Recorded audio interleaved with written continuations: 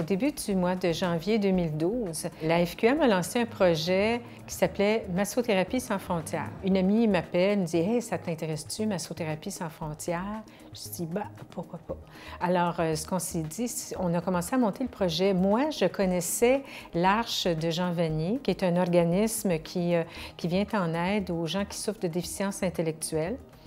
Puis, c'est un organisme sans but lucratif, donc ce sont des gens qui ont des moyens plutôt restreints. Alors, on s'est dit, quelle belle opportunité, on pourrait se trouver une arche de Jean Vanier, parce qu'il y en a partout dans le monde, on pourrait se trouver une arche de Jean Vanier. Alors, on a commencé par faire du bénévolat à l'Arche de Montréal pour se familiariser avec la clientèle entre guillemets.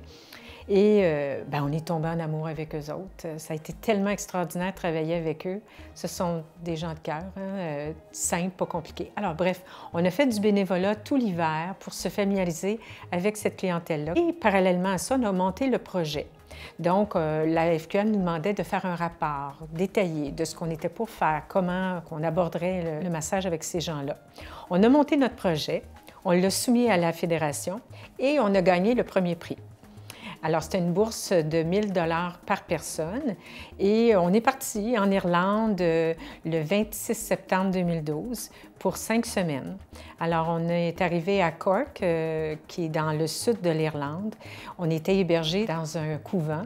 Et le jour, on partait, on s'en allait à l'Arche, on travaillait avec les gens, on travaillait avec une approche qui s'appelle le traguaire et aussi j'enseignais le yoga sur chaise.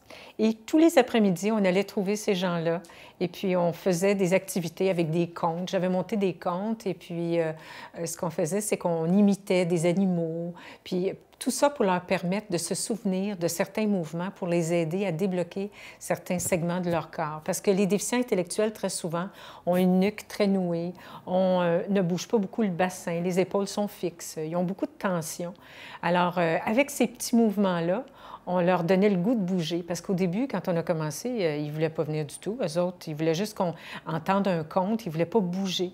Alors, il fallait les mettre en mouvement. Puis c'est avec nous autres, en imitant les canards, les oies, les lions, tout ça, on les faisait rire, puis on leur a donné le goût de venir se mettre en mouvement avec nous. Ça a été très enrichissant pour nous deux et ça a été très bon pour eux aussi parce que les intervenants qui travaillaient avec eux, nous autres, ce qu'on voulait, c'est que quand le projet se terminerait 5 semaines plus tard, qu'ils continuent à bouger. Alors, on avait impliqué directement les animateurs, les intervenants de l'Arche de Jean Vanier à participer justement à nos activités, puis à se souvenir des contes, que de toute façon, je leur ai donné une copie de chacun des contes. Et alors, c'est ça, nous, ça nous a apporté énormément. On a eu beaucoup de plaisir, on est tombé en amour avec cette clientèle-là, les déficients intellectuels. D'ailleurs, on est encore bénévole auprès de l'Arche de Montréal.